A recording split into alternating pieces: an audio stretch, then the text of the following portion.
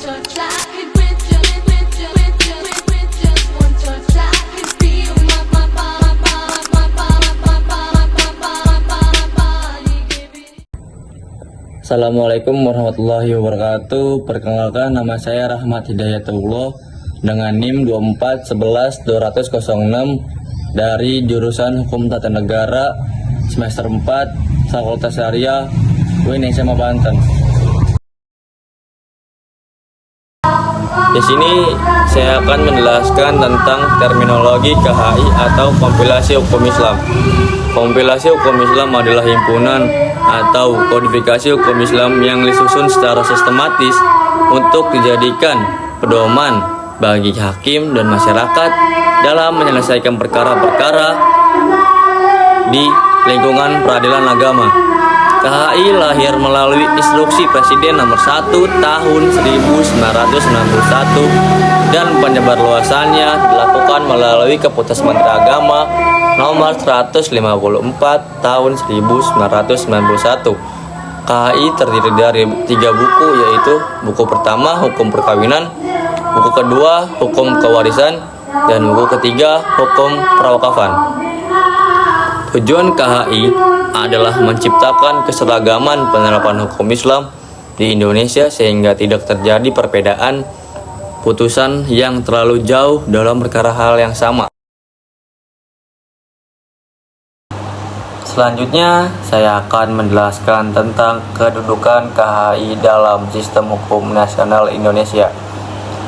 Secara yuridis, KHI bukan merupakan undang-undang yang tidak termasuk dalam hierarki peraturan perundang-undangan sebagaimana diatur dalam Undang-Undang Nomor 12 Tahun 2011 tentang pembentukan peraturan perundang-undangan.